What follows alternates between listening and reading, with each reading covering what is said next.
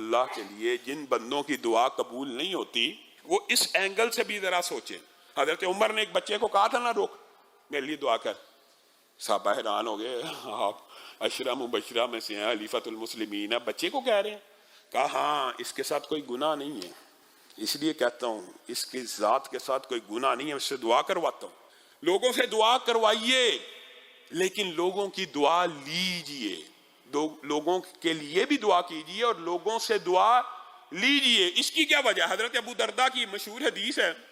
حضرت ابو درداء کہتے ہیں کہ رسول اللہ صلی اللہ علیہ وسلم نے فرمایا آسمان سے ایک فرشتے کی یعنی ایک پورے قبیلے کی فرشتوں کی ایک قسم کی ڈیوٹی لگی ہے.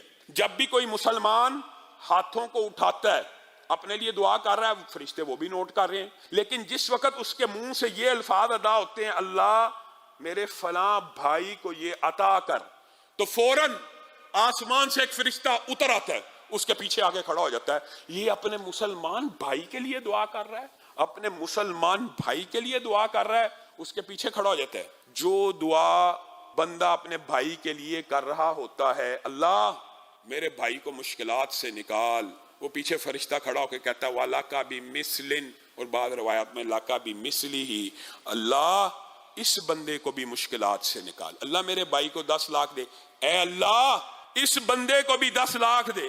تو دعا کر رہا اپنے بھائی کے لیے, تیری اللہ نے کس اینگل میں قبول کرنی ہے کس اینگل میں نہیں کرنی. یہ جو فرشتہ اللہ نے آسمان سے نازل کیا ہے یہ گناہوں سے پاک صاف ہے کہ نہیں؟ یہ اللہ کے حکم سے نازل ہوا کہ نہیں؟ اس کی دعا کی قبولیت میں کیا شبہ ہے؟ اللہ کے حکم سے نازل ہوا, اللہ سے مانگ رہا ہے. ہاں یہ ظرف کی بات ہے, دل کھلا کرنا پڑتا ہے.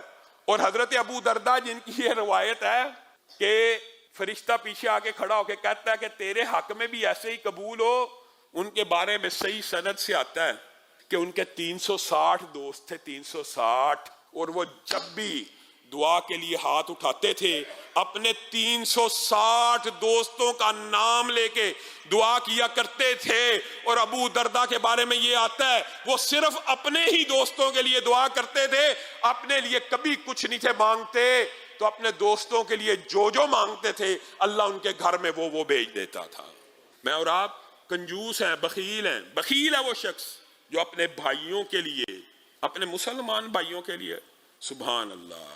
عبداللہ ابن مبارک کیسے کیسے محدثین گزرے, اللہ تعالیٰ ان کی قبروں کے اوپر کروڑوں رحمتوں کا نزول فرمائے. حسن بن عیسیٰ کو دیکھ لیا, عیسائی خوبصورت نوجوان, خوب روح, تندرست, تنو من, لمبا چوڑا, انتہائی حسین و جمیل. پوچھا کون ہے؟ کہا وہی عیسائی نوجوان. اچھا حسن بن عیسیٰ ہے؟ جی جی. جس کے بڑے تذکرے ہیں خوبصورتی کے اور نوجوانی کے اور روب کے اور تمکنت کے.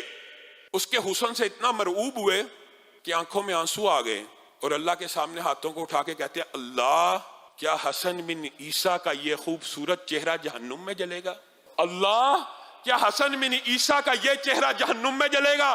اللہ اس کو ہدایت دے دے, اللہ اس کو ہدایت دے دے, اللہ اس کو ہدایت دے دے. 3 دن نہیں گزرے حسن بن عیسیٰ عبداللہ بن مبارک کے ہاتھ کے اوپر اسلام کو قبول کر لیتے. میں اور آپ, ہمارا ظرف کیا ہے؟